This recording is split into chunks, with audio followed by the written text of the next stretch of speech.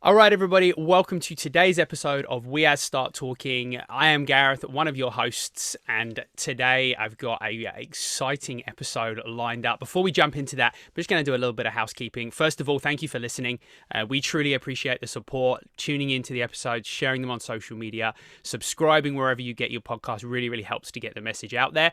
And, we live by changing the world one conversation at a time, and, everyone who's listening supports that. So we're really appreciative of it. So please do that. You can also, if you want to support the show, you can head over to patreon.com/start talking, where you can help to support the show and help to continue to support these amazing conversations. And we are also have an account on buymeacoffee.com/start talking, where you can do the same thing. So lots of opportunity to get involved, support the show, and we're glad you're here and we're glad you are listening. So let's get into the episode. Today, I have Michelle Ryder joining me on the show. Michelle, how are you today? I'm doing well today. How about yourself, Gareth? I am doing well. I'm pretty excited for this to hear your journey. And I was very fortunate to have a conversation previous to us recording today, and find out a little bit about you and your story. And obviously, I knew a little bit already. So we're going to dig into that. Me and Michelle are connected through the fitness industry and have worked kind of alongside independently in the same kind of department, team, etc. So we're a little bit connected, and Michelle had an amazing story she wanted to share, but she is an all-round fitness superstar, shall we say. So leadership, teaching and presenting, and doing an amazing job. And something that I always like to share is just a little bit of why I like who I bring on the show and who I'm connected to. And I talk a lot about energy, and I just love the boundless yet authentic energy you bring to your teaching. So whether that be on TV spots, whether that be on Instagram, whether that be, I'm sure, in your classes, although I haven't had the pleasure of being in a live class. So I just always like to share that. And I just really want to hand it over to you because you know what? That's my intro, because otherwise it just sounds so much better when it comes from you, because it has that authenticity. And then I'm not reading it off a page either, which is super boring. So I'm going to hand it over to you, Michelle, and you're going to tell us about you, and then we're going to dig into some amazing content that I'm excited to hear about. Oh, okay. So my name's Michelle, and I live now in Halifax, Nova Scotia. I'm originally from Edmonton, Alberta. I've been here in Nova Scotia for about a decade. I've been working for Good Life Fitness for about 8 years in just different capacities, group fitness, personal training. Um, I find that my love of group fitness and like all things group experience come from a very young age of, being in sports, being in music. Dancing was a major part of my life as a young person. And, I found that team spirit, although sometimes you can, it can be a solo project as well, music especially. The team project, it was really what drew me to that experience. And even, when you retire and you get older and your body can't dance 6 hours a day, 6 days a week, I naturally just fell into group fitness. I was out at a resort in Mexico and saw this tiny woman with this electric gear on, and she was having the time of her life. And I said, whatever's going on over here is what I want to do for the rest of my life. So that's how I fell into fitness and fun and this career path that's been a big one, but it's been a good one. Yeah, that is so awesome. And something I hear a lot is the transition of the world of dance into fitness and group fitness particularly. And interesting enough, Nikki, my wife, is also the same. So years of dancing since she was 2, went through many, many different areas, singing, dancing, performing arts, and then kind of fell into fitness because it was active and it wasn't sitting behind a desk as a job. And then it was, oh, you'd be really good. Oh, you can dance. Oh, you'd be great at go teach a class kind of thing. So, and thrown in there at like 22 years old, and there you go. So it sounds like it's a similar kind of journey. Essentially. Yeah, and I think it's very much aligned, right? It gives you that outlet for the performance side that comes with dance, and the kind of fun and that artistic and creativity, and it's all kind of very similar, I guess, is the best way to describe it. So tell me a little bit about, so you grew up in Edmonton. Was I that did. from, yeah, and what age roughly did you move away from Edmonton? I think I was probably like 26 or 27. Oh, okay, cool. So that's pretty similar to me. Like I grew up in England and up till about that age as well. And Yeah, then went so off. most of my adult life in the Maritimes. Ah. And why out of interest the change? Um, well, I didn't know that it was like a mental health cry for help. I had no idea at the time. I wasn't very aware of what was going on with my mental health at that point. All I know is I was just going and going and going and going and going and going. And there was, in terms of like, I was dancing 6 hours a day, 6 days a week. I was, I had just used, I think about that time I just finished university. So I was working a full-time job. On top of that, I was working other part-time jobs. So I was in a continual cycle of always being busy, always like not being at home, always not checking in with myself, not really understanding why it is I decided to plan my life every minute of every day. I had no idea that I was completely not regulating my emotions, and I was using those blocks of time to get to the next block of time. And so when the opportunity presented itself to me to get out of Edmonton and out of the kind of the cycle I felt I was in, I just took it. I jumped, I went. So Nice. I moved across the country completely sight unseen. I moved from, 1.5 million people to, I think Glace Bay's got like maybe 3,000 people. So, but it's a great experience. You can open the door and breathe fresh air, and you can look out and see I'm looking out and seeing the ocean right now. That's the phenomenal thing about Nova Scotia. It gave me a pause. It's almost like the P in the stop practice was what I needed to start to really understand what was going on in my life and why I was always in misery, why I was always in this road where there was no end in sight. You kept looping back and the misery kept coming around. And I looked at all my friends and I couldn't figure out why it was they were always just happy, just naturally. And I said, that's not real human behavior. Just miserable all the time, right? So that was kind of like wake up call one, I guess you could say, was removing myself from not necessarily bad habits, but habits I didn't know were preventing me from living a happier life. Yeah, it's the unseen, right? Like it's, you take away those kind of labels of, like you said, the good and the bad. It's just unseen things. And we talk a lot on the show and a lot of guests about how environment's everything, and how we live by our kind of core value of surround yourself. And that is not just surrounding yourself with people, but it's what you surround yourself with your environment. And it's not necessarily, like I always say this, people ask me why I moved from England, and I'm like, it's not necessarily because it's a bad place to be. Just for me, it wasn't the environment I wanted to be in and what I wanted to be surrounded by. So I went off looking for somewhere else. And sometimes it's just that, right? It's not good or bad. It's just it doesn't align. And it sounds like that's very much the same as you. So obviously you touched on mental health already, and we're going to dig into that because that's a massive part of what we're going to be talking about alongside other things. So I'd love to hear a little bit about, you obviously spoke about getting away and kind of opening your eyes maybe to that journey through, although you'd been going through your journey of mental health, the realization of that journey and the continuation of it. So I'd love to just kind of for you to share with the listeners, what you manage with your mental health on a daily basis, and just bring some kind of context to that for everybody. So about 18 months ago, I was diagnosed with having a form of borderline personality disorder. It's the name of it escapes me at the moment. Back to me.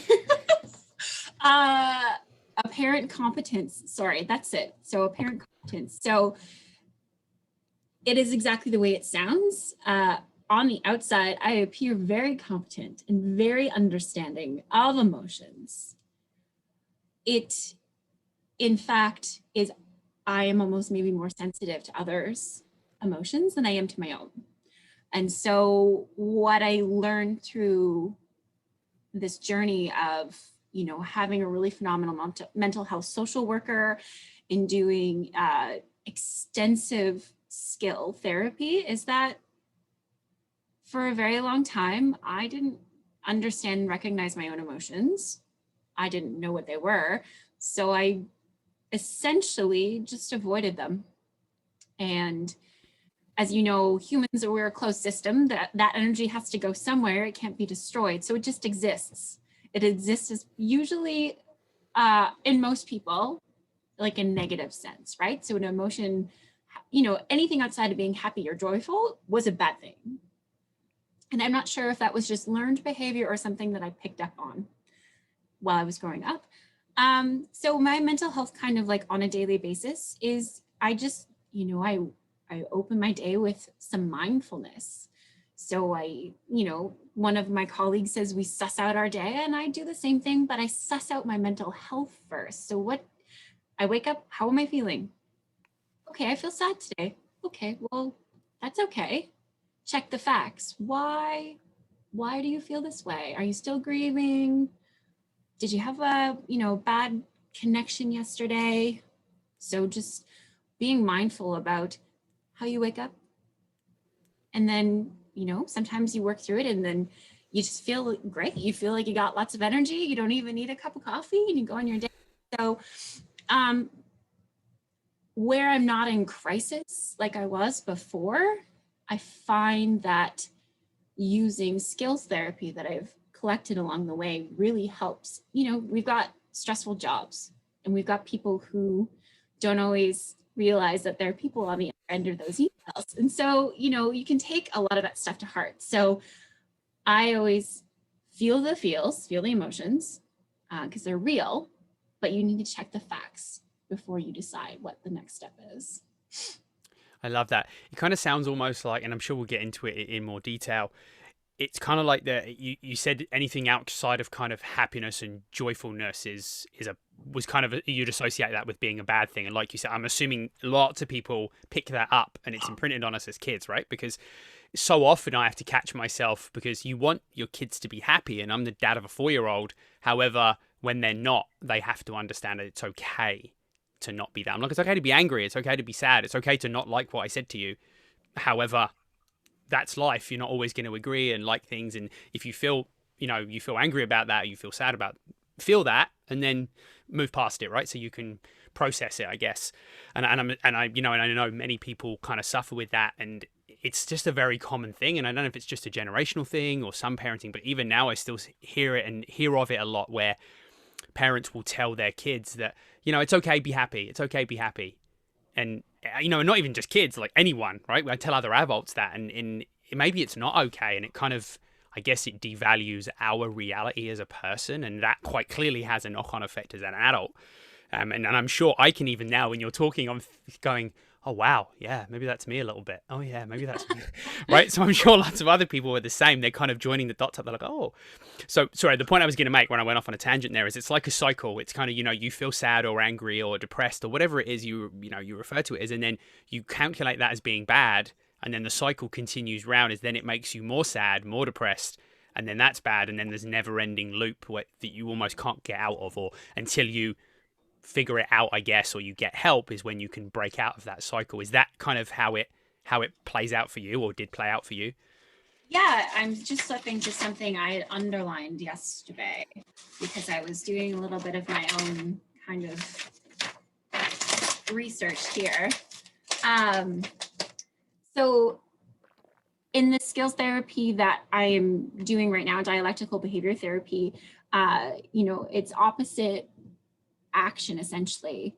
It is, I'm having a bad day, and that's okay, right? So it's both. It's not black or white.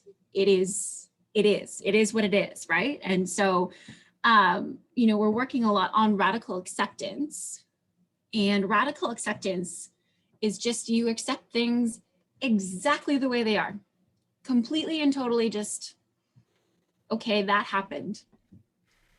The only way that you can get through that is to accept that it happened. And then how do you make the change? Is there a change that you want to see in the behavior that happened? Is there a change that you want to see in the way things happened? A lot of times they describe it as, somebody gets killed in a car accident, which is a really terrible thing.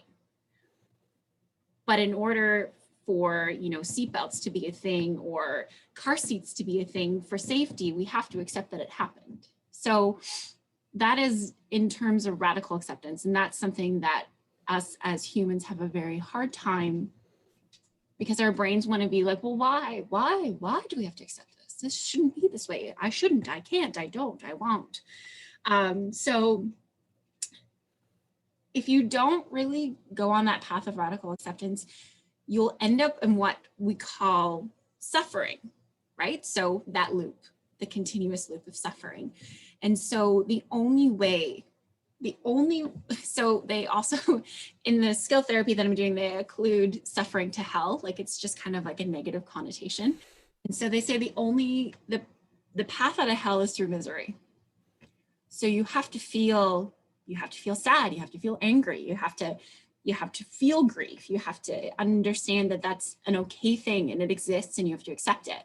Because the only way you can get out of the hell that you're in, the misery loop or the suffering loop, is you have to experience misery to get past it. Yeah, and it's that acceptance of it, right? And like you said, it's the identifying that emotion and figuring out what that looks like and feels like to you, because sometimes we just don't understand. And I've gone through kind of, I guess, just similar, like through my growing up, no emotional regulation, like no understanding. No one ever really explained it to me, and asking for help as a 20-year-old guy with things like that. You didn't do well. I didn't do it then, for sure. So it's hard to understand if you don't ask for help. How do you even process that and understand that emotion to be able to get out of that loop, and then you just stay, right? And it makes me think of the and I don't know if this is the right reference, but maybe you can guide me a little bit.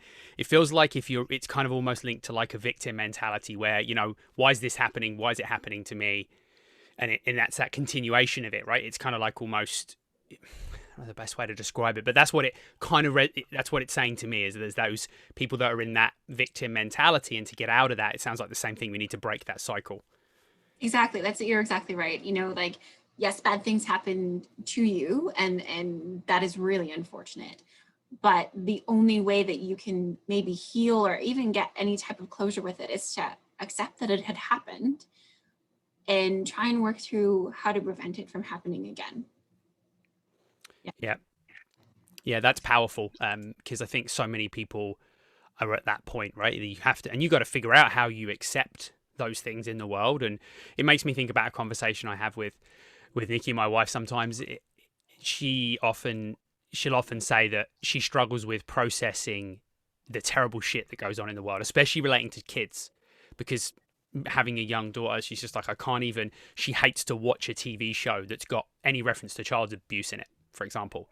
And I'm like, I get it, but you still have to be exposed to that stuff because it happens in the world. And I don't know, I'm clearly not qualified to help her through that. But my kind of thought is, yeah. And she's like, doesn't it make you upset? And I'm like, yeah, it does. It makes me sad to see that and think it goes on in the world, but it does. And I have to accept that, or else otherwise I'm going to sit in this fear that, I'm never going to want my child to go out the house, right? And that's going to no doubt reflect badly on her in the future because it's going to imprint on her as a kid. So you kind of have to create that acceptance and still make good decisions and be safe. And that goes for our kids, for our family, whoever it is. But without that acceptance, I feel like there's a lot of fear attached to the world outside of our little comfort bubble. And then you miss cues, like you miss things, like you can, if you understand that this happens and that, kids' behavior can potentially change because of any number of things. If you don't accept it, you miss those cues, and then you won't be able to help somebody if they're, having problems, right? So, I know the radical acceptance is a wide sweeping brush, and it's never going to be like, so I have radical acceptance and I'm done, it's always going to be it's a work in progress. So, listening to this and thinking tomorrow that you're going to radically accept the fact that we're still in a global pandemic is probably not going to happen. So be easy to yourself, right? Be nice to yourself. Yeah, it's not just ticking the boxes. That's something I've been learning in my 30s that I'm soon to be out of. But is that exactly that, right? You can't just tick boxes. Like I went through my life okay, did this, did that, and it's like, okay, so what's the next thing I'm gonna get to that's gonna give me fulfillment or happiness? And I realized that actually the fulfillment and happiness is in that is in it being in it, right, and not ticking boxes and not the black and white that you already referenced, which is huge. um I wonder, with a little bit of your backstory on the world of dance, I wonder if you've, or maybe how you experience the world of dancing. And I know it to be very, like you said, 6 hours a day of dancing. I've heard many of the stories of ballet in the 80s and 90s, and, you know, that Nikki's kind of shared with me. I wonder how you kind of experience that and what effects it maybe had on your mental health, and how much of a contributing factor that was. And obviously not to get down on the world of dance. However, you know, it's many stories I've heard, so I'd love to hear another side of that. Well, you touched on it earlier. What you don't know, what you don't know, right? So my parents didn't know any better than to tell me to not be sad and not be upset, right? Because that's what they knew. That's what they knew to be true, right? So, and mental health wasn't something that we talked about. We're, an Eastern European family. We're very, you dress up for church, you dress up to go to the end of your block, right? We're just very structured. And so it is just like you would think of a Russian just not having a lot of emotion. That is my family. And that's what I grew up with. But that's what they knew. That's what they knew to be true. And that's what they knew how to do to survive, right? Our grandparents had to survive things like wars, right? Like, so that's the armor that they wore. And, you don't know what you don't know. So in the terms of like the world of dance, I think that there was like, a lot of emotion dysregulation that goes unnoticed. And again, our dance instructors at that time, they only knew what they were taught, what they learned from. And so, yeah, a lot of my Russian instructors were pretty strict, why you fat today? What happened? Would you eat too much? Right? That kind of stuff. So does it give you some character? For sure. Is it something that I can laugh about now? Yeah. Was it super like terrible? Did I feel like really bad after they said it? Yeah, I felt pretty bad. But that being said, it does give you a little bit of grit. But I think where I was at my mental health journey, even as a small human, it was probably quite detrimental to how I valued myself. So a major part of a parent competence is not knowing who you are and not that sense of self. Who is Michelle? And, it having someone tell you something you're not as a small human, because I was never a large person, it kind of reinforces that I don't know who I am kind of mentality. So I'm not going to say that with all world of dance type of stuff. So I've had some instructors who have been really like uplifting and great and a shoulder to cry on, that kind of stuff. But for the most part, you really have to realize that there are a lot of mental health no-nos when it comes to trying to encourage people to do things, right? Like you got to give them a little bit of grit, but I think there's a better way to do it than talking about body image or athleticism or that kind of stuff. Yeah, it's so true. And I think just as the world evolves, right, like what we know is so much more advanced than 20 years ago, 30 years ago, whatever. I think about when, people that are close to me, like Nikki and other people that, have been through those worlds, whether it's dance and athletics, is the information was not where we're at right now. And there wasn't the links to mental health. And like you said, we didn't speak about it. There's also just, and even now, current day, how much misinformation is there about nutrition and health and wellness and fitness? Like, you just go on the internet, have a little look, anyone, you'll find a whole load. You hear me talk about it on loads of different episodes about what information's out there and how much of it is factually, scientifically incorrect. So it's easy to be influenced by that stuff if you don't know any better. And then if you're reciting that to other people and assuming that commenting on somebody's weight, for example, is a great way to motivate them to change that, is clearly now we're aware, and we're both having this conversation, and I'm sure many people are listening and thinking, well, that's not a great way to do that. Correct, it's not. So, but it's so true. What makes me think about is even what we're imprinted on as an adult. But I had a situation, I'm not going to name any names, but this was probably about 2 years ago, and I was in the gym environment. I don't even know what I was doing, but I was around someone that I don't have someone I don't like to be surrounded by. Let's just say that, because there are those people in the world, and we were having a laugh and a joke about something, but not a person I like to spend a lot of time with, and just kind of jokingly had, like, we were messing around and kind of put his hand in my waist, like kind of jabbed me like under the ribs, messing around, and his comment was, "Oh, it feels a bit soft in there. You should come work out with me. I'll show you how to work out." And clearly it was just a joke, and it was his way of doing things. It's the kind of person he is. And it was just something that I just kind of realized it now. It was a couple of years ago, but it's something that's affected me in the moment a lot for a couple of days. And he doesn't know me. He doesn't know my journey. He doesn't really, right? So there was none of that. But like you said, you don't know what people are battling through that stuff, and by just making that little comment, which was probably just a messing around, whatever, a joke, is something that, that's one big thing that plays on my mind a lot, right? Like, if someone asked me where would I be massively critical if I looked in the mirror, it would be exactly that, right? It would be like loose skin and stretch marks around my waist. So the minute someone comments on it or does something like that, it instantly puts all of that, like, childhood fear and embarrassment, like, right to the surface. So, and it just kind of made me think of that, right? Like, you can affect people, not just kids in a dance class or whatever. People are impressionable regardless of their age and their stature and wherever they are in life. Exactly. And I think that you touch on a good point, especially when it comes to emotion dysregulation. Not everyone has a thick skin. And although they may appear to have a thick skin, and in the moment they're just going to laugh it off, they really actually, that sits with them and that lives with them. That is the voices in your head that tell you all the negative bad things you're doing wrong, that adds to that voice. So I think that we, even as humans, your words matter. So I think you really have to think about that when you say things out loud. And I think that, everyone's got a different journey, and no one knows what's behind, what's behind your eyeballs. No one knows. Oh, yes, that made a really weird picture that I just envisioned of something.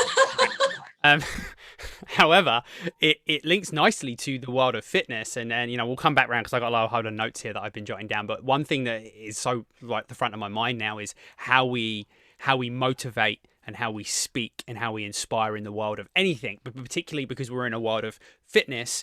And quite frankly, I would say, and this might not be accurate through their journey, but the reason a lot of people step into a fitness environment, particularly a group fitness environment, would probably be geared around body image, weight loss, etc.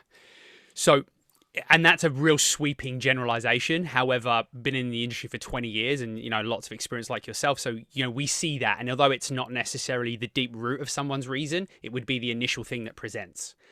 So when I think about how people look to inspire and motivate, and again, you only know what you know, but how many times have we both heard somebody using, get that beach body, get that, lose those 10 pounds after Thanksgiving, like whatever it is that would, someone's fear of being in a bikini would literally shut down their whole purpose of being there in the first place by motivating to something that is not a reality to someone currently. It might be in the future, but right now it would be something that scared them. And I wonder if, or just kind of have you experienced that and been in an environment, and not necessarily geared to Beachbody or whatever, but from your experiences, have you been in fitness and exercise environments where those kind of fears and those barriers have come up with you based on how someone's coached you?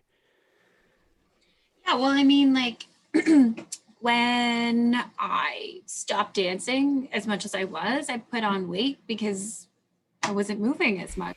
It makes sense. And so I joined the gym because I was like, what else do I do? Right. Because I had no idea, because up until that point, I never had to be a part of a gym series because I danced and I did sports and, 25 years old and I'm eating okay.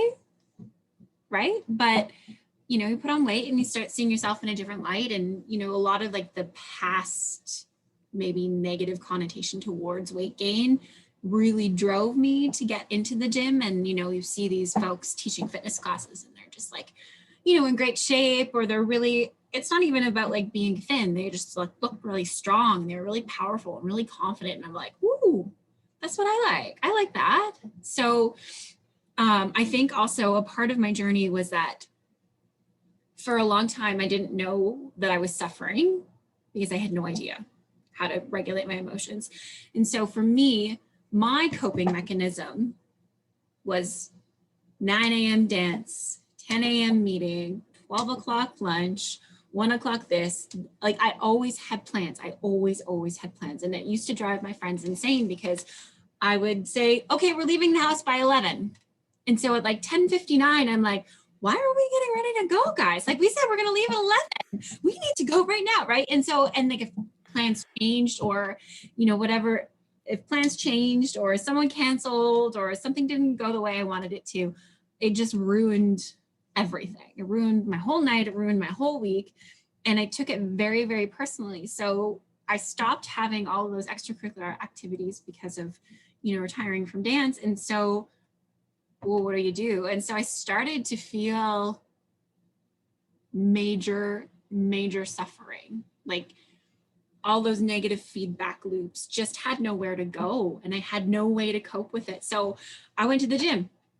I'd spend hours in the gym, like just fitness classes, running on the treadmill, doing whatever, you know, and that became my coping mechanism. And, you know, I started going to a Zumba class, you know, and went on vacation, came back and said, oh, this is what I want to do. I want to teach this. So we went and taught, and I like, you couldn't pull me out of the gym. I was teaching like 9 classes a week.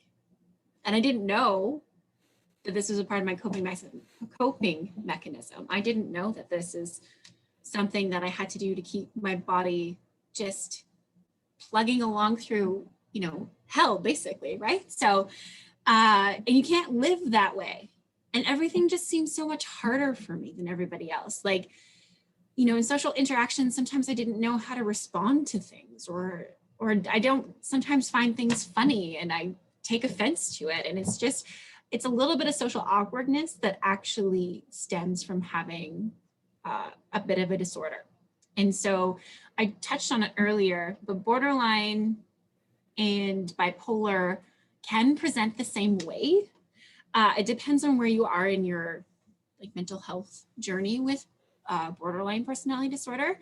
Bipolar is the one that generally gets the most kind of like press about because it can be like the reactions and the reactivity for somebody who's got that disease is chemical. It's chemical in nature, and they can't control it. There's literally the only way to control, the only way to have a good like life or like a quality of life is through medication for bipolar. Now, borderline personality is just, you know, bad learned behavior, essentially. I know I'm kind of wrapping it up with like an easy bow, but it is, it's learned behavior. So it's not recognizing your sense of self and not regulating your emotions properly and not, you know, moving through these things like radical acceptance. You know, instead of trying to understand and the whys behind why you feel something, you just go like this, bye, never touch you again, right? So it's a lot of inward work, and I'm not going to wake up tomorrow and be like, I don't have this anymore. I'm great, because it's a journey. It's a lifestyle now. Well, it's always been a lifestyle, but it's a better one now. Yeah, you're processing that lifestyle for what it is as opposed to continuing through it blindly, which we all do, right? In some aspects of our life. And, you know, I think about fitness journeys, like my journey is very much one through weight loss. And I can still see the habits that I have around exercise and fitness. I'm very aware of it now. When I do it and when I'm in that certain pattern. But yeah, the exercise or the sticking to the schedule and the routine of training and not missing days and all those sorts of things, right? Like I'm just now hyper aware, whereas 10 years ago, I didn't really pay any attention. And much like yourself, right? Constantly in the gym, teaching 2-3 classes a day and realizing that I was doing it because it was my job and I was earning money, quote unquote. However, I was doing it clearly for my own issues that were going on as well. So, you know, and it's that awareness around that, right? And the freedom, and this is something I think that people take away, regardless of what it is you're managing, the freedom of not having to do something because you think you have to, right? Because society told you to, or you learnt the learnt behavior around it. It's so freeing, and it allows you to be so much more committed and authentic to something when you do it out of choice. And I think that's a lot of people that are teaching group fitness, to be quite honest. When we show up and we show up authentically, and that's not to say everyone's in that category, but a lot of people do suffer through a journey and then end up doing something because they think they have to do it, and they have to do it continuously. So good to say, I think I'm going to do this today and I'm going to really enjoy it because it's fun and it's, all the things it should be, as opposed to I don't want to call it a punishment, but some people's journey, it might be almost a punishment, right? So it's a very, it's very interesting, but I didn't really have a question. It was just a statement, but. So I actually, something, I had a lot of hard times, and I won't go too much into it, but it's not a pretty picture. It isn't. I had some substance abuse issues to try and manage it, right? Like I didn't know how miserable I was because I just didn't deal with it. And I know that seems like it's kind of like wide sweeping and I'm just going to brush it away, but that's essentially what happened is I just didn't deal with it, but I also didn't have the skill set to try and deal with it. So when I tried to deal with it, it's like going to Mexico, right? Do I speak Spanish? Am I a native Spanish speaker? Should I expect to learn Spanish the instant I walk through the border? No. But I've been so hard on myself for so long, even as a small human, like if I didn't make the part, or if I didn't get the role, if I didn't do this, and I was awful. I was the worst. I can't believe, I should have studied harder. I should have worked better. I should have done something else, right? So I've been so hard on myself for so long that when I turn around and said, okay, now I'm going to fix this. I'm miserable and I'm going to fix this tomorrow.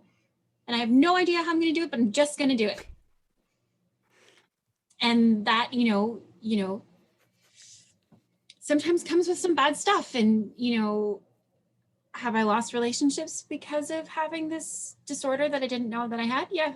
It was a hard go. It was a rough go. There was really long period of 2 years, and 2 years is 2 years. It's 600, 700 days, right? For everybody else, it felt like 10. Jeez. Yeah, that's that. There's nothing worse than something that feels like that is torture, that feels like it will never end, whatever that is. And I just made myself giggle because I was just thinking about the previous workout statement. Sometimes my workouts feel like that, and probably do for my clients. But joking aside, whenever you're going through something, whatever that battle is, it always feels longer. It always feels like it's a never ending, right? So whatever it is out there, know that although it feels like that, if you're going down the right path, there's a light at the end of the tunnel, so to speak. So you gotta become aware, and you gotta work on those things and do what it is. One thing I was just kind of thinking when you were talking there was when you mentioned about kind of losing relationships and kind of, or moving past those relationships, were some of those kind of conscious decisions, were there influences around you, people in your life that maybe well, twofold, I guess, that you pushed away, that you maybe, I don't like to use the word regret, but things that ended that maybe didn't have to, and then were the people that you consciously removed from your circle because of the journey you were going on? I feel like in my present tense right now, I feel like I can recognize in others where I need to set my boundaries. Like I can see, and I'm like, oh, okay, so we're this kind of acquaintances, or we're this kind of colleagues, and that is fine. Everyone doesn't need to be your best friend, which is a change from the way I used to think that everyone needed to love me. Why? I don't even know why. It's just like, but everyone should like you, right? I guess that's another bad, or not bad, but it's another learned behavior. right? If you're a good person, you'll be liked, or if you're a good person, you know, you'll have lots of friends. And so your self-worth gets tapped into your relationships with other people, and it's exhausting. You know? And there's so much to be said about pushing out some distractions in your life. And so there were some people in my life that I just had to, you know, just forever, or in for now, maybe not for forever, but for now, had to say, I need some space. And were there some relationships that I feel bad about? Of course, right? You know, I probably made somebody's life really bad for, you know, 7 or 8 years. And it's not easy. So today I come across like, you know, very open, very friendly, easy to talk to. This is an end product of having a very strong mental health team. It can go the other way. And, you know, you sometimes like do you remember The Sopranos? Who's that? Is Tony? He's like the main character, a bit of a wild card, right? You know how he used to like blow up at his wife and just be like super angry and just a bad guy? When I couldn't regulate my emotions, I was Tony Soprano. It's a great visual. I like that you have a character associated. That makes me very happy. My therapist always talked about having your inner voice be someone your negative inner voice, the one that tells you that you're doing all of these things wrong, right? The one that's the very judgmental inner voice. Give him a character, and it's a character you don't like, so that when they show up and they start chirping in your ear, you can just say, get bent, go away, right? Like, so my judgmental voice is Tony Soprano. I love that. I've heard that before, not actually articulated as well as you did there, but other people have said that to me, and the other person's comment on something was just give them a real, like, a name of someone a character or someone you just disliked when you were growing up, or that person, and then you can be like, shut up, Malcolm, or whoever it is. Or just something, and I love that, right? Because it's kind of you then can distance yourself a little bit from that, like you said, that negative self-talk, which we all do, right? There's always that negative self-talk, that imposter syndrome, that stuff that bubbles up for a lot of us. So I really like that ability to do that. And like you said, I really appreciate your awareness, and I'm sure this will resonate with a lot of people, that you could have quite easily been the villain in someone's story. And that's okay. You knew what you knew, you did what you did, and you had to go through that, like you said, to kind of get to where you're at. And it's okay. And you don't, that person hopefully will recognize that. And if they don't, they don't, and that's okay, because like you said, not everyone needs to like you. And that's something I've suffered with a lot in my world. And going through that. And you mentioned a few other things, and I wonder if this is something that crops up, and whether it's a learned behavior, maybe is from kind of childhood. So you touch on quite a lot of things that are associated to kind of being very controlling, and the perfectionism.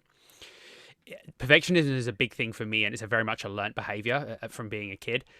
And I think it associates to the, stop being sad, be happy kind of thing, right? Like, because happy's perfect. And it's, that is much around that. And I have a lot of issues around being tidy and clean. That came from being a child too, and that kind of perfectionism around that. Is that something that was imprinted on you as a child, or was that more kind of through like your later journey?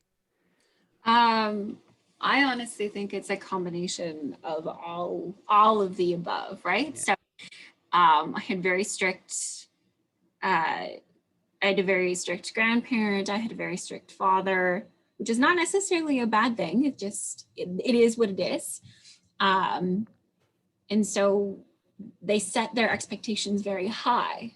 And so that's my learned behavior, is that sometimes those lofty goals are that they're lofty, and they're goals and not expectations, right? So it's almost like you need to change the language a little bit when you're giving, you know, people motivation or trying to get them to be their best self, is that this is your lofty goal. This is not my expectation of you, right? So just having really strict growing up period, having a really strict extracurricular activity period, and, you know, even the pressure that you get from going to school.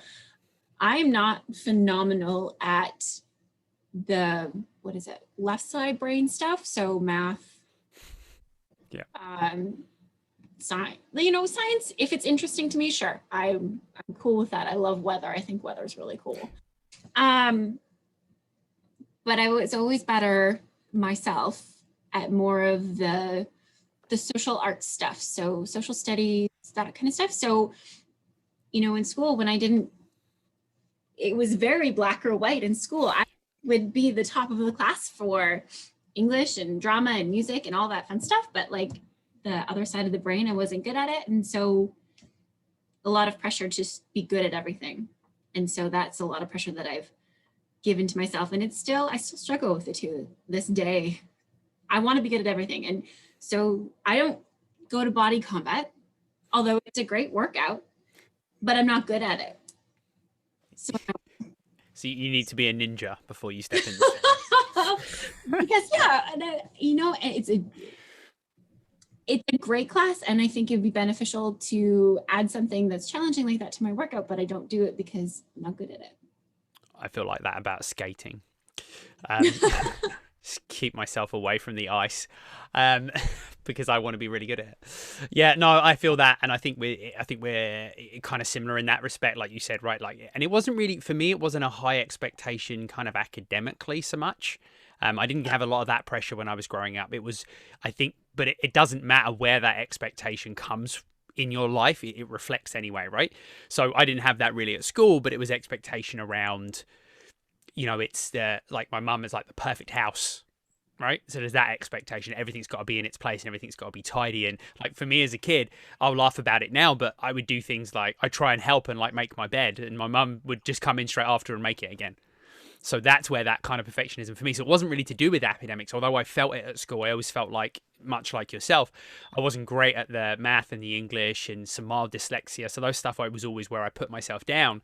However, I was getting A's in like graphics and art, and things like that, where the creative side of me, however, that wasn't, and I think this is probably a generational thing as well. I don't think that was celebrated very much in the 80s. Wasn't celebrated. No. Yeah. So that was the next point, that my brother, who suffers from ADHD, is a brainiac. Like, he's just a tiny genius, and he would be able to do my homework and I couldn't figure it out. And so that was celebrated. But I was like, guys, like, I got, 100% on this assignment. And they'd be like, but it's an art project. Or I got a role that I'd been training for, or I got the lead part in the musical that I'd been working hard on, but it wasn't celebrated. And I was just like, well, why not? Right? So if I had maybe radically accepted that when I was young, it might be a different story right now, but you are. Maybe we need to start teaching radical acceptance at school. And then all the children would be okay. But it's so true. And celebrating the things that people are good at is, and I think about that as a parent, I really try to dial in on that, right? And not put too much pressure on things that are clearly not a strength for, and Harley's 4. So, you get a very small window of what their abilities are. However, it's still obvious that, she's very much she wants to sing, she wants to dance. You sit her down with a learning book. There's a limited attention span. Put music on, she'll be there for 2 hours. So, and that might just be a kid thing, but, we try to encourage that, right? If that's what you want to do, that's okay. You don't have to be amazing at math, because realistically, what did I learn in math that I ever use now?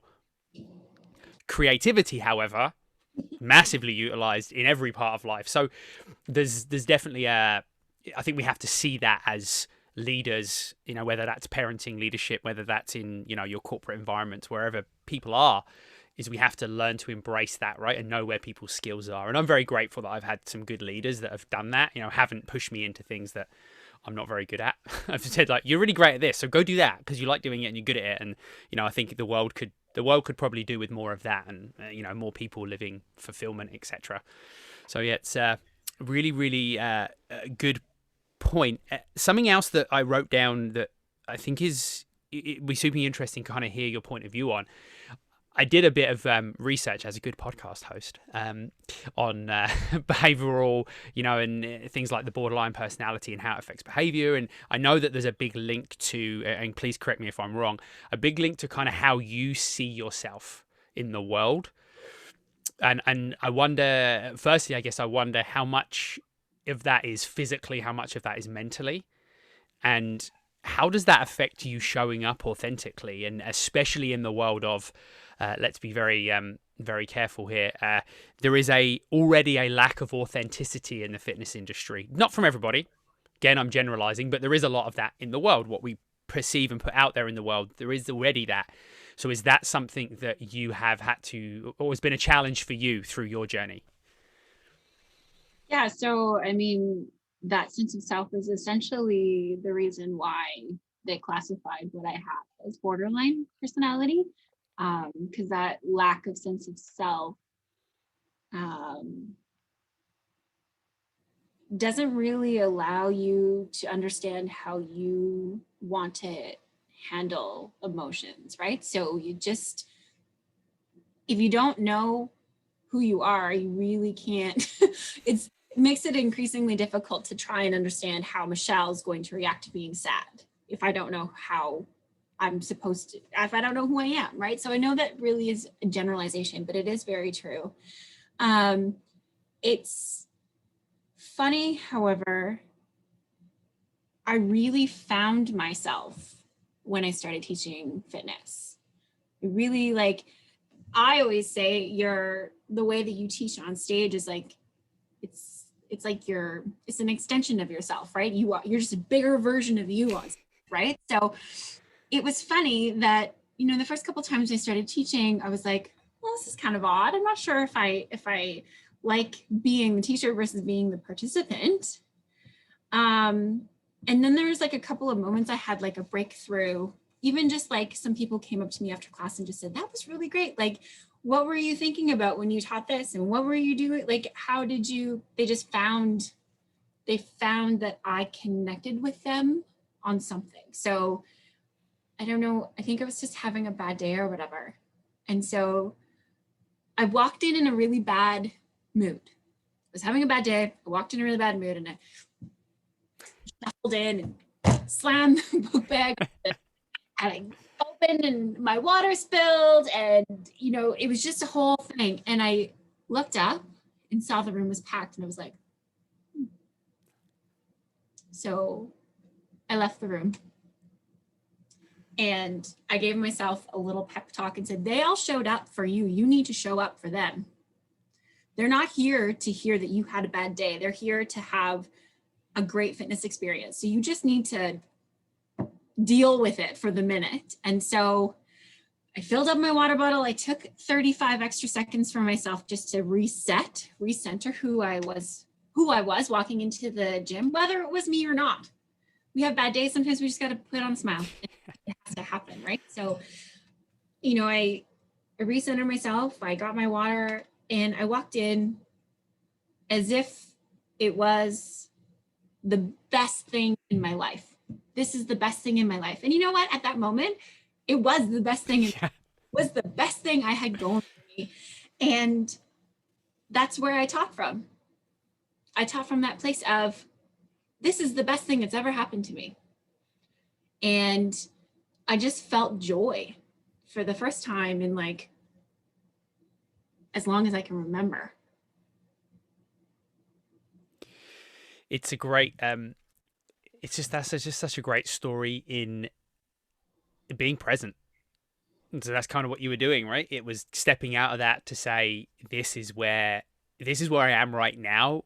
All these people are here, and you get to bring your best self to that. They get to, and what is arguably probably for a lot of those people might be the only hour they're enjoying themselves during the day, and you made it that hour that you were going to enjoy yourself. And it's very, the future is not guaranteed, and this sounds very cliche, but the future's not guaranteed, and you can't change anything that's happened. So what are we worrying about, right? Especially in those moments where you can get completely lost. And, I think about any time I'm trying to live my life now to do more things where I get lost. Whatever that looks like. If it's coaching, it's teaching, it's podcasting, where there's nothing in my peripheral because there isn't space for it because I'm right here. And that's something that's that sounds very easy to say, and it is.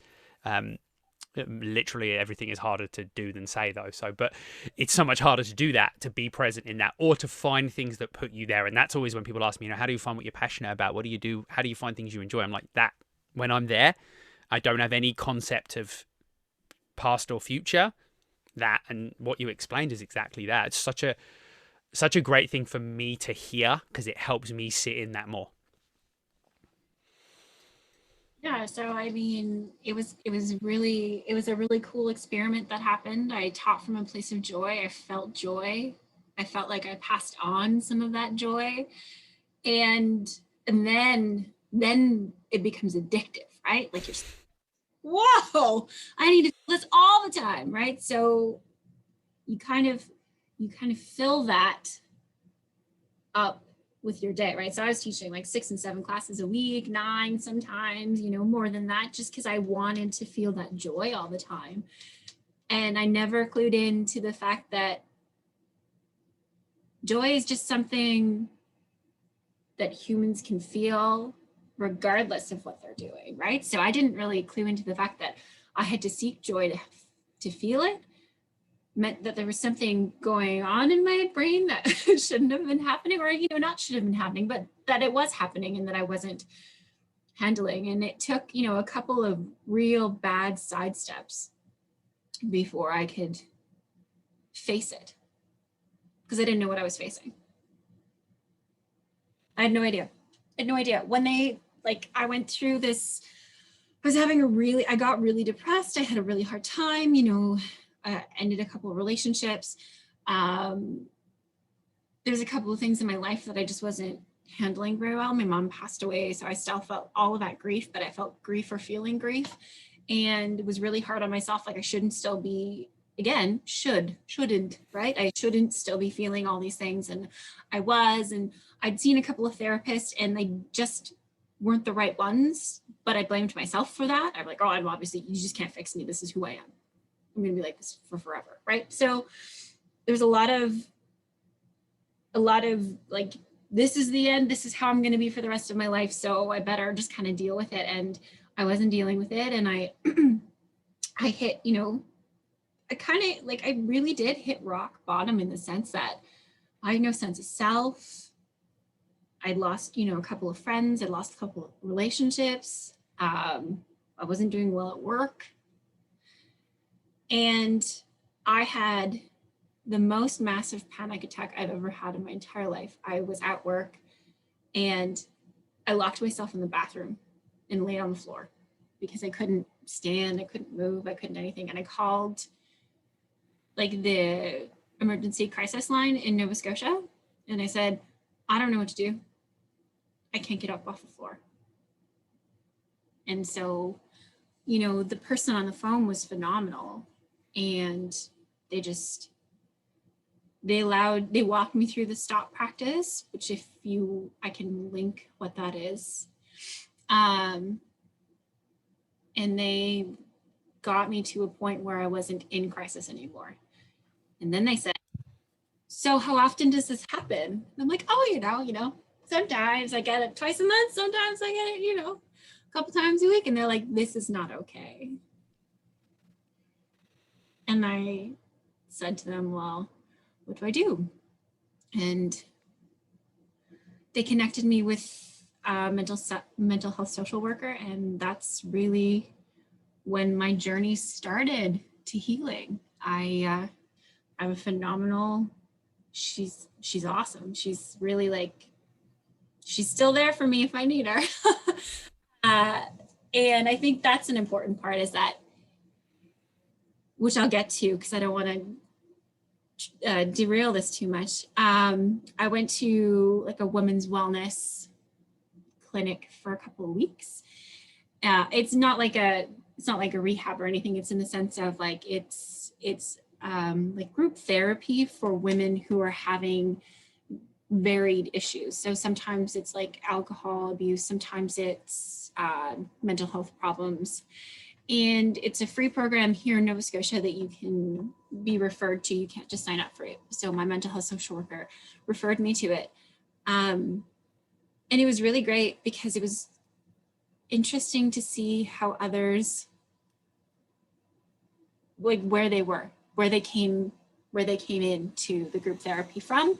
And so some were better and some were worse. And there was a lot of like self-acceptance that happened. And it was great to be around these other women because there's a lot of weird things that we place on women as expectations, like perfect house, perfect wife, have to have kids, have to do this, have to do that, right? You know, there's a lot of like gender stuff that we still carry. And I didn't realize that that was also something that was affecting me. So it was, you know, it's a great it's a great thing to have a therapist. It's a great thing to go to group therapy. It shouldn't be a negative thing. It means that you're taking care of yourself and you're working on yourself. And you should be doing that for the rest of your life, really. Yeah. The group element of that I think is so important because it widens your lens so much, right? Like, and don't get me wrong, like regular one-to-one therapy massively, you know, I've experienced and been through that too, and it's a very important part of the journey. However, just seeing everyone, and that might be, like you said, group kind of therapy. It might be a men's group, a women's group, whatever. There's also some very great. We actually we partner with an amazing company called Tether, who are a men's group but via an app.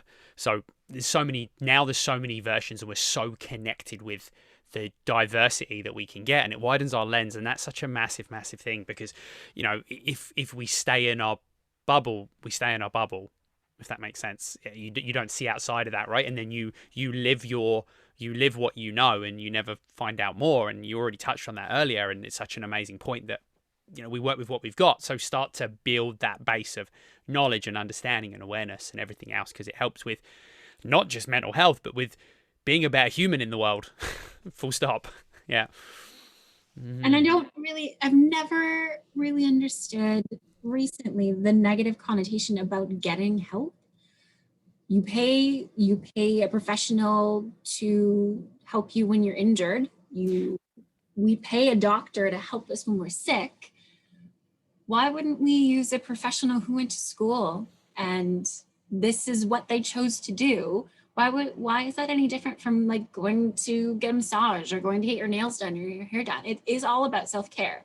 And more people should just be okay with it. And I think that even just like a mental health checkup with somebody who's gone to school for it once a year, a couple times a year, is a great thing. You'll learn so much about yourself. And if it's not for you, that's okay. You don't have to do it. It's not required, but I feel like more people should definitely try and seek help when they need it and talk to somebody who went to school, who knows behavior therapy, who knows mental health. And I think it's a great thing.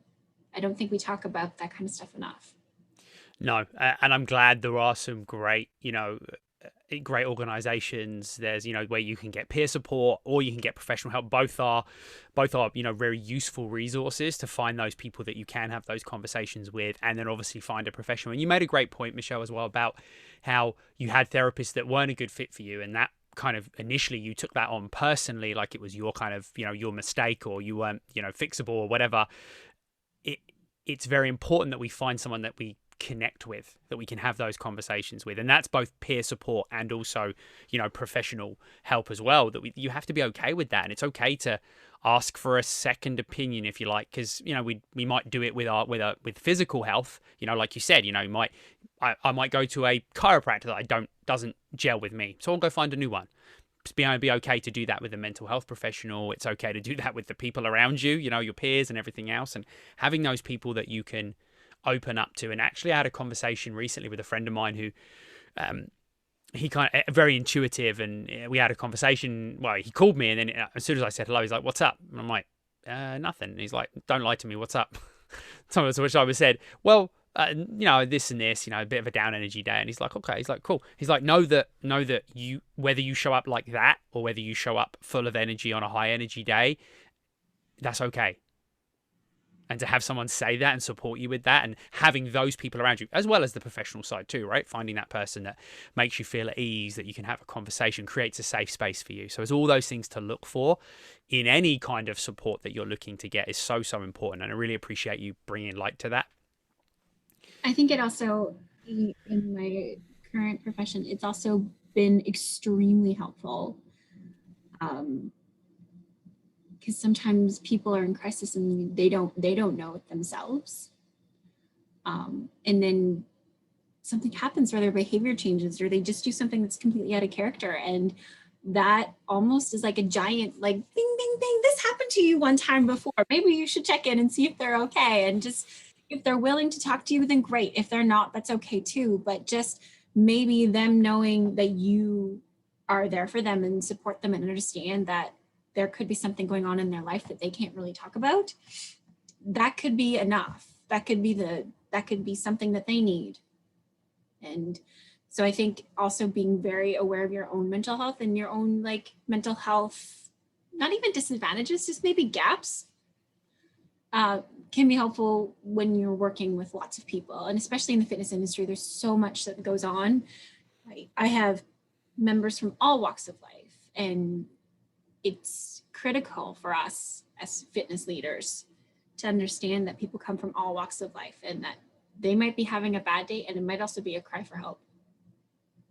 Yeah, and knowing that it's just a whole other part of the skill set as a coach in any capacity is being aware of that, right? And understanding that, because it's easy to say, oh well, when you coach, you need to coach and try and be inclusive to everybody in that, and not say, and you're never going to hit.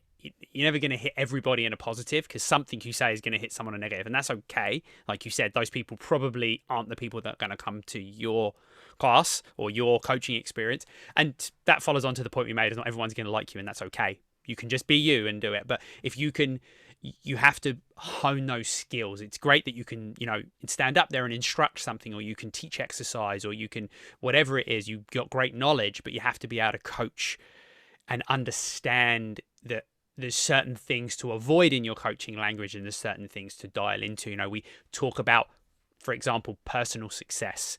We talk about working towards the objective of an exercise. How do we do it better? How do we be more successful in that movement? How do we, as opposed to the typical thing, like I mentioned it earlier, right? Like let's lose 10 pounds before Christmas. Let's get the beach body. Let's do those things, which are going to trigger most people, the majority of people, probably negatively as opposed to positively. You might hit one or two people. The other way of that's going to hit most of the people, right? So it's such a skill that we develop, and just be aware of that. I know there's a lot of fitness people that listen to the podcast, and and a lot of the guests that I bring on, and I think that's such an important message, and hopefully you're picking that up from everything we've both been saying today. So yeah. So I want to I would like to just dig a bit more into the support that you already touched on, because I think this is just a great place to kind of bring everything together. You already touched on, the great services that are available in Nova Scotia. I'd love to just share and give a bit of a shout out to kind of all the associations and maybe the supports, anything that you feel comfortable mentioning that you've kind of worked through and who you've worked with on that. I'm also going to link all that in the show notes so everybody has access to it, but I'd love to just hear, I know we already spoke about this a little bit, but yeah, talk a little bit about kind of who's in your corner, if you like, for want of a better way of describing that I can't think of right now. So I kind of started when I started my therapy journey.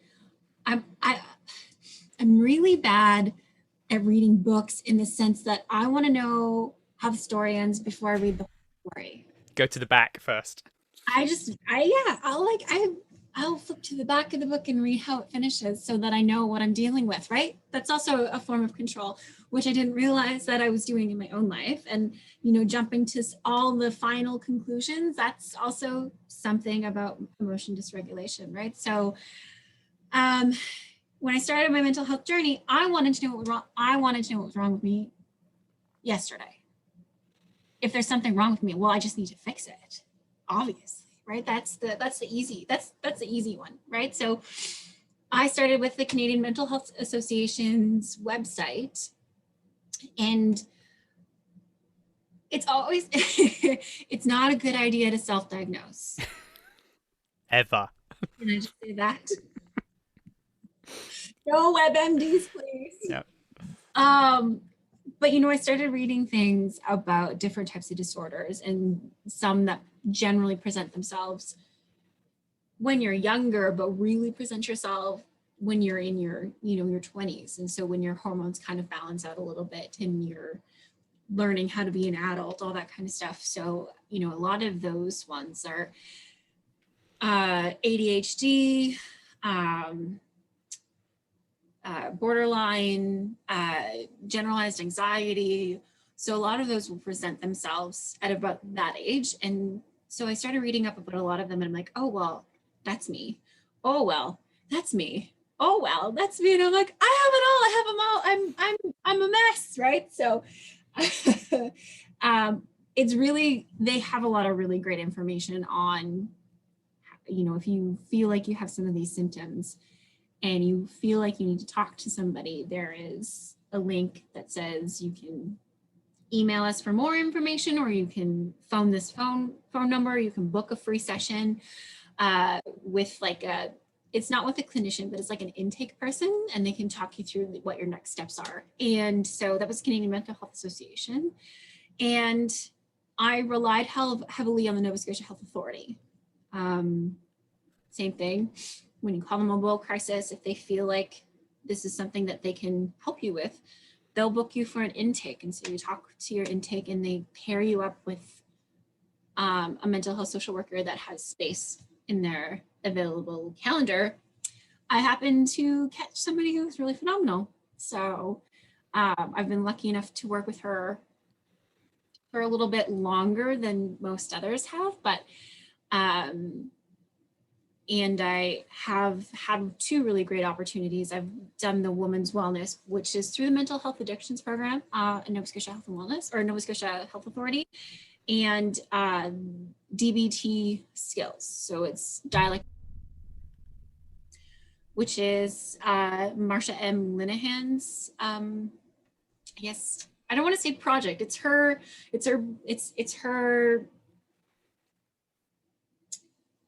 creation, in the sense of stuff that already exists that she put together to help people with emotion regulation move through some of, skill sets, right? So radical acceptance, using wise mind, speaking from a non-judgmental place, all of those things that seem like they would be easy, but they're not easy for everyone, right? Some people are okay, and that's good. But a lot of people struggle. And I have a really great group circle of friends that, I've got one friend who's got their PhD in neuroscience. She's going to kill me because it's probably not neuroscience, but it's something smart. Very intelligent. And so, it's great to talk to her about some of this mental health stuff, because she comes from a very science background. And so she's got a very matter-of-fact way of being like, well, yeah, that totally makes sense.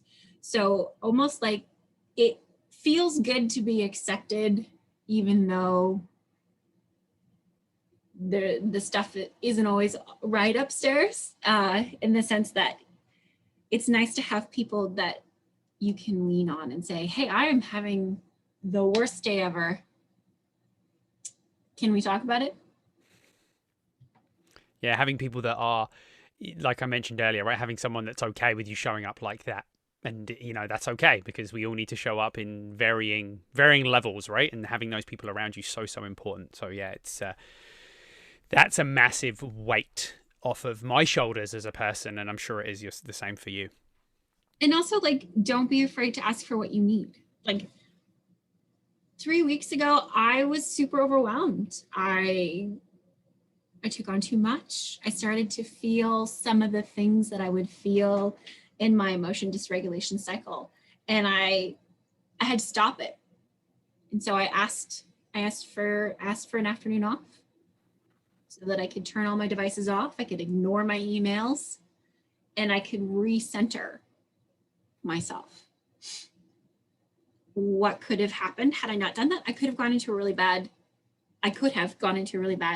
emotion dysregulation cycle. And what that generally looks like is different for everybody, but for me specifically, I can't get out of bed. I have a hard time getting out of bed. I don't have a ton of motivation.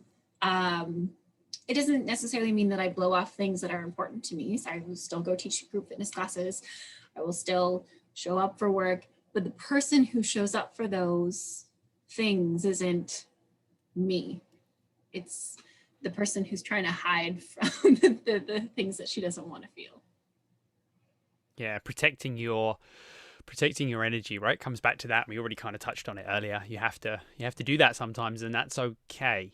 And more and more, there's more and more acceptance of that. I mean, it could be way better, but if you're very fortunate to have people in your corner that are accepting that, whether that's friends, whether that's colleagues, whoever it is, it's so important. And I know that will resonate with a lot of people listening, and it will make a big impact to know that that we all struggle with stuff, regardless of whatever it is, and it's not a comparable struggle, it's your struggle, and that there's amazing resources out there, and go ask for help. And especially men listening, we're typically bad at asking for help.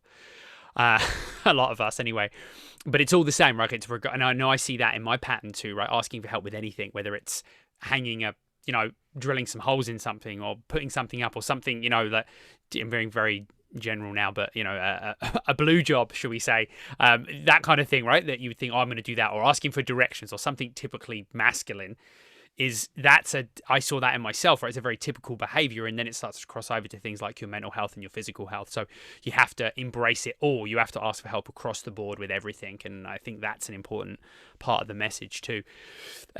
So I'm going to kind of start to wrap up, but first of all, I just wanted to share how grateful I am for you, Michelle, just for you in the world as a human, and for coming on and sharing your story, sharing some bits of that. I feel like there's definitely some part 2 happening somewhere in the future. There's lots more things to talk about, but I'm massively grateful. I'm always grateful for everyone coming on and sharing, because just a podcast and me talking all the time is kind of boring for people. So it's great to have some diversity and have those interactions. So thank you so much. And I also just want to, if you have anything else you'd like to share, any kind of final thoughts or anything you wanted to touch on before, as I said, I'll link everything in the show notes as well for everyone listening. But I wanted to hand the mic to you for any final thoughts. So I guess my final thought is, if you feel like there's something wrong, there probably is something wrong. That you can go look it up online yourself, but not everyone makes it out when they get diagnosed with borderline. There is a high rate of people who die by suicide, and it's really a dark and heavy place that people can be in, and that's okay. There is a light at the end of the tunnel. You just need to seek help. And so asking for help is a good thing. Getting help is a good thing. Continuing to live with the disorder and getting help is also a good thing. It carries a negative connotation. I hemmed and hawed on whether or not I was going to open up and be vulnerable about this, because people are now going to view me differently. And that's okay. Amazing. There's nothing really I can add to that. It's so true. And like you said, it's okay. That's, I think, the general summary of today. So again, thank you so much. I appreciate that vulnerability and sharing, because it makes a difference to so many people. Every conversation that's had that's vulnerable and it's safe and it goes out there, it helps many people, definitely at least 1, 2, 3, hopefully hundreds. So thank you so much. Everyone listening, thank you so much. I appreciate you being here, sharing in these conversations, and then obviously sharing that on. So whether you learnt something that you take away and you share with someone else, whether you share the episode to someone else in your circle can hear it. Whatever you can do makes a massive impact to the conversation, but it also makes a massive impact to our podcast and our platform, which we are obviously hugely grateful for. Like I said, you can go check us out if you want to connect, if you have a story, if you've heard today and it's made you think, you know what, I want to share my story, I want to talk about it, or you just want to talk offline. You don't have to record it and put it on the internet, but you can if you want. So reach out to us, start talking at weas.ca. You can also just head up social media. You can find us everywhere, weas start talking. So connect with us as well, because we're building a community that is that support. Is that peer support, is that, a link to other professional supports via all of our platforms. So we appreciate it. Thank you so much for listening, and listen, be the best possible version of yourself you can be. Keep making a difference in the world, and we'll catch you on the next episode.